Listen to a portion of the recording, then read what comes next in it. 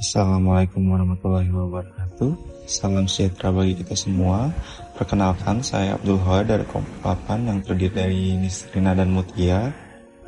Kelompok kami akan membawakan materi tentang angka indeks dan probabilitas pada mata kuliah statistik deskriptif dengan dosen pengampu Ibu Setia Nasi. Tidak perlu waktu lama, selanjutnya saya akan menjelaskan tentang materi angka indeks. Apa sih yang dimaksud dari angka indeks? Angka indeks adalah suatu bentuk analisis data statistik yang ditunjukkan untuk mengukur besarnya fluktuasi pada perkembangan harga di berbagai macam komoditas selama kurun waktu tertentu. Perhitungan angka indeks tidak akan jatuh dari kata waktu atau tahun lalu. Dalam hal ini disebut sebagai tahun dasar atau base period. Artinya adalah waktu atau tahun yang dijadikan sebagai dasar dalam menentukan perkembangan harga, yang berfungsi sebagai tahun atau waktu pembanding. Selanjutnya itu ada jenis-jenis angka indeks. Jenis-jenis angka indeks itu terdiri dari dua macam, yaitu ada berdasarkan cara penggunaan dan berdasarkan cara penentuan. Nah, untuk berdasarkan cara penggunaan, itu dibagi menjadi tiga. Yang pertama itu ada angka indeks harga. Apa sih yang dimaksud dari angka indeks harga itu?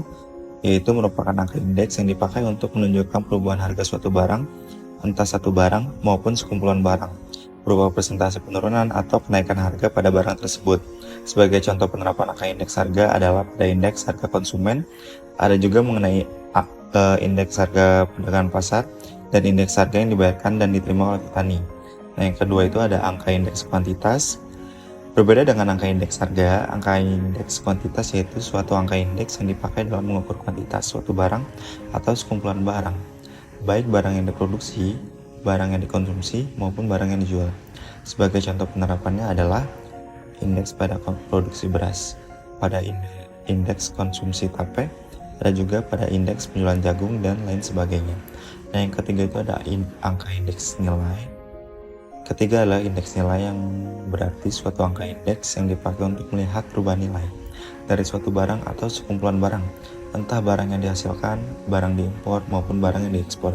Sebagai contoh penerapannya adalah pada indeks nilai ekspor, kopra, dan indeks nilai impor beras. Nah, untuk berdasarkan cara penentuan itu dibagi menjadi tiga juga. Yang pertama itu ada angka indeks tidak tertimbang. Artinya adalah suatu angka indeks yang dalam pembuatannya tidak memasukkan faktor-faktor yang mempengaruhi naik turunnya angka indeks. Nah, yang kedua itu ada angka indeks tertimbang. Kebalikannya dengan angka indeks tidak tertimbang, maka indeks tertimbang yaitu suatu angka indeks yang dalam pembuatannya akan memasukkan faktor-faktor yang mempengaruhi naik turunnya angka indeks. Nah, yang ketiga itu ada angka indeks rantai. Nah, angka indeks rantai merupakan suatu angka indeks yang disusun berdasarkan interval waktu secara berurutan. Angka indeks yang dipakai untuk membandingkan suatu waktu tertentu dengan waktu kapan saja sebagai indeks. Angka indeks dapat digunakan dalam berbagai pengukuran seperti yang sudah dijelaskan sebelumnya. Misalkan pada indeks perdagangan untuk mengukur hasil penjualan barang yang nyata.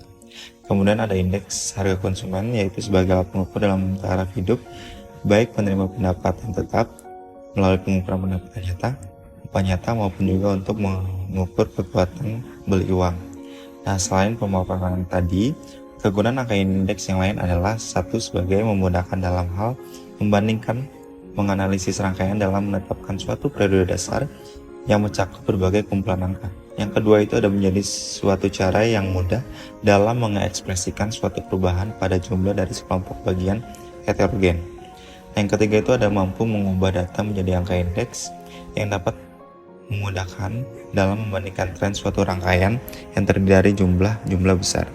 Nah, yang terakhir itu ada menjadi salah satu peralatan statistik di mana dapat berguna dalam mengembangkan pengetahuan yang saya sampaikan. Selanjutnya akan diteruskan oleh teman saya. Selanjutnya, saya akan menjelaskan tentang metode menghitung angka indeks. Terdapat beberapa metode dalam menghitung angka indeks. Yang pertama ada angka indeks harga yang dirumuskan sebagai IA sama dengan sigma PN per sigma P0 dikali 100, di mana PN adalah harga yang dihitung angka indeks dan P0 adalah harga tahun dasar. Yang kedua ada angka indeks kuantitas dengan rumus IA sama dengan sigma QN per sigma Q0 dikali 100, di mana Qn adalah kuantitas yang akan dihitung angka indeks, dan Q0 adalah kuantitas tahun dasar. Yang ketiga, ada angka indeks nilai. Dengan rumus IA sama dengan sigma Pn dikali Qn per sigma P0 dikali Q0 dikali 100, atau IA sama dengan sigma Vn per sigma V0 dikali 100, di mana Vn adalah nilai yang dihitung angka indeksnya dan V0 adalah nilai pada tahun dasar. Selanjutnya, saya akan menjelaskan metode agregat sederhana, di mana metode agregat sederhana dirumuskan IA sama dengan sigma Pn dikali W per sigma P0 dikali W dikali 100. Sigma P0 merupakan tahun dasar, di mana sigma adalah jumlah. Jadi, jumlah tahun terbaru dibagi jumlah tahun dasar. Selanjutnya adalah metode Paske. Cara menghitung indeks harga menggunakan metode Paske dirumuskan IP sama dengan sigma Pn dikali Qn, di mana P-nya adalah harga dan Q-nya adalah jumlah barang, per sigma P0 dikali Qn dikali 100. Yang ketiga ada metode Las-Perez. Metode Las-Perez dirumuskan IL sama dengan sigma Pn dikali Q0 per sigma P0 dikali Q0 dikali 100. Pn ini adalah harga tahun berjalan dan P0 adalah harga tahun dasar atau sebelumnya, dan Q adalah kuantitas atau jumlah barang tahun sebelumnya. Selanjutnya ada angka indeks proses deflasi. Angka indeks proses deflasi adalah angka yang digunakan untuk menghitung perubahan harga-harga barang dan jasa dari waktu ke waktu dengan menggunakan tahun dasar tertentu. Jadi, besar kecilnya upah nyata ini tergantung dari indeks biaya hidup atau indeks harga konsumen. IHK tidaklah sama dengan biaya hidup. IHK disusun berdasarkan harga-harga sekelompok barang atau jasa tanpa memasukkan semua jenis biaya seperti bermacam-macam pajak. Biaya hidup lebih ditentukan oleh selera atau gaya hidup dibanding harga. Untuk menghitung upah nyata atau upah real dengan proses deflasi dapat dipakai rumus sebagai berikut. Upah nyata sama dengan rata-rata upah per IB, di mana IB adalah indeks baru untuk periode yang bersangkutan dikali 100. Dan untuk menghitung daya beli sama dengan 1 per IB dikali 100. Jadi sama dengan IB sama dengan ID per IR dikali 100, di mana ID adalah indeks lama pada periode yang bersangkutan dan IR adalah indeks lama pada periode yang dijadikan periode besar. Sekian untuk materi angka indeks. Selanjutnya kami akan menjelaskan materi probabilitas. Probabilitas atau seringkali disebut sebagai peluang, yaitu cara untuk mengungkap pengetahuan maupun suatu kepercayaan bahwa kejadian akan berlaku atau telah terjadi. Probabilitas suatu kejadian merupakan angka di mana menunjukkan kemungkinan yang terjadi dalam suatu kejadian. Nilai dari probabilitas yaitu antara 0 dan 1 atau dalam persentase. Nilai probabilitas 1 artinya suatu kejadian tersebut pasti terjadi atau mungkin yang sudah terjadi. Sebagai contoh, matahari yang terbit dari timur. Sedangkan untuk probabilitas nilai 0 artinya kejadian yang mustahil atau yang tidak mungkin terjadi. Sebagai contoh adalah kambing yang melahirkan sapi. Nah, berikut ini adalah jenis-jenis probabilitas. Ada beberapa peristiwa. Yang pertama, peristiwa pelemparan mata uang logam. Pada mata uang logam itu mempunyai dua sisi, yaitu sisi gambar dan sisi angka. Apabila logam tersebut dilemparkan, maka kemungkinan yang akan muncul adalah 1/2. Jadi antara sisi gambar atau sisi angka yang akan muncul. Yang kedua, ada peristiwa pelemparan dadu. Bentuk dari dadu adalah kubus yang mempunyai 6 sisi. Masing-masing sisi tersebut mempunyai nilai yang berbeda. Ada nilai 1, nilai 2, nilai 3, nilai 4, nilai 5, dan nilai 6. Jika dadu tersebut dilempar, maka probabilitas yang keluar adalah 1/6. Yang ketiga, ada peristiwa kartu bridge. Pada kartu bridge mempunyai 52 kartu yang terdiri dari 4 jenis gambar, yaitu gambar jantung, gambar diamond, gambar sekop, dan gambar cengkeh. Pada tiap jenis gambar kartu mempunyai 13 masing-masing, yang nomor as, nomor 2-9, jack, queen, dan kartu king. Jadi, jika kartu tersebut dikocok, maka probabilitas yang muncul jika terpilih kartu as adalah 4/52, dan jika terpilih kartu jantung, maka probabilitasnya 13/52, dan jika terpilih kartu warna merah, maka probabilitasnya menjadi 26/52. Selanjutnya kita akan membahas hal-hal dalam probabilitas. Yang perlu dipahami mengenai probabilitas ada 3 hal, yaitu pertama adalah percobaan atau eksperimen. Percobaan merupakan suatu aktivitas yang akan melahirkan suatu kejadian.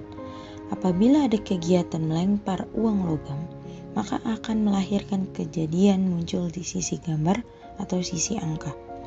Ketika ada kegiatan jual beli saham, maka akan melahirkan kejadian memberi atau menjual, di mana perubahan harga akan melahirkan deflasi dan inflasi.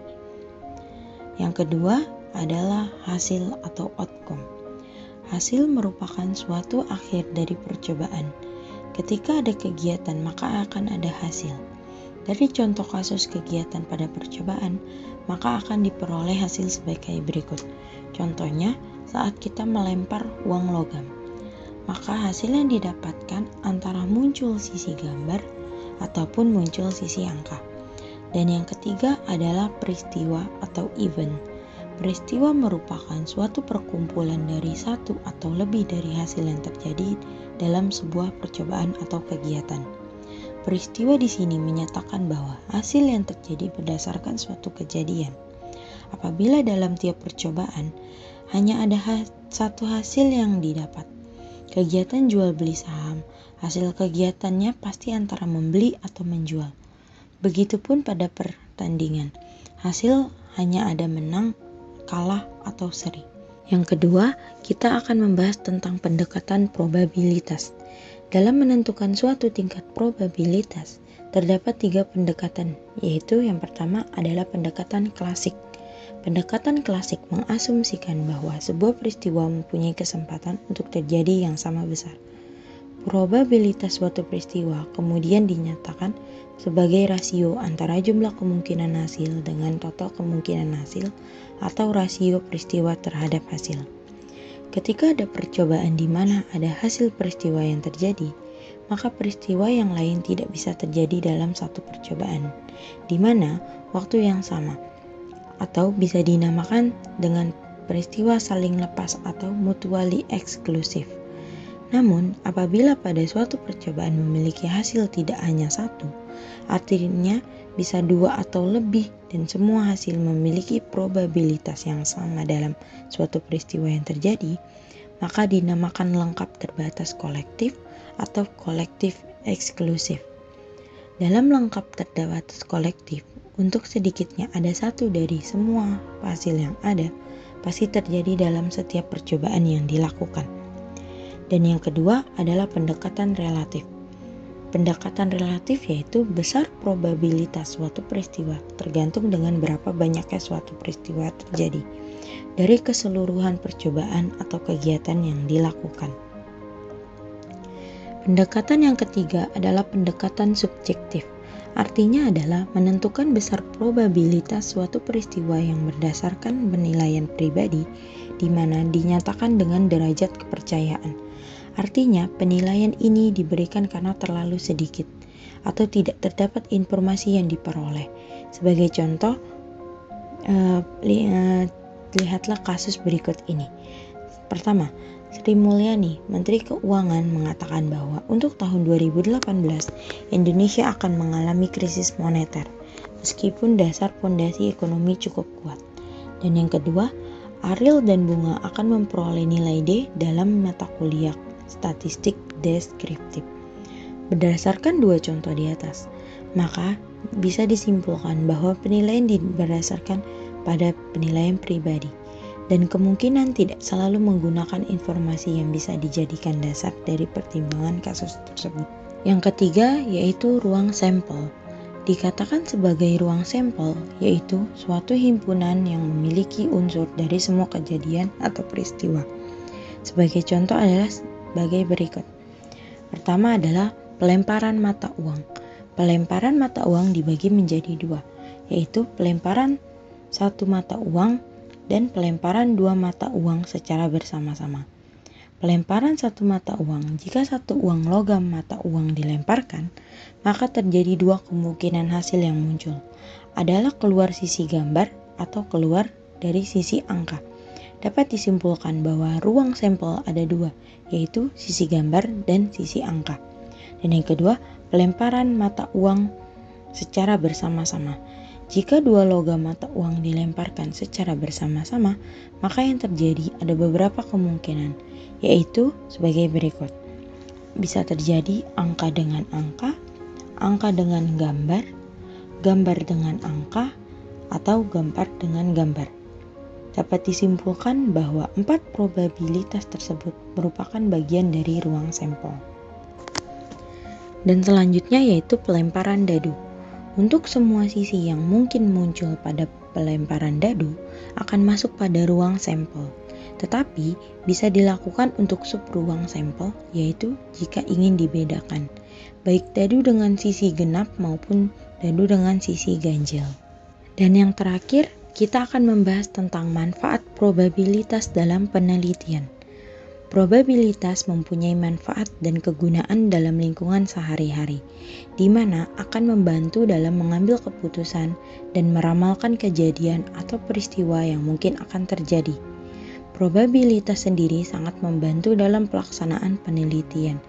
Adapun fungsi dari probabilitas adalah 1. Probabilitas akan membantu penelitian dalam mengambil keputusan secara lebih tepat.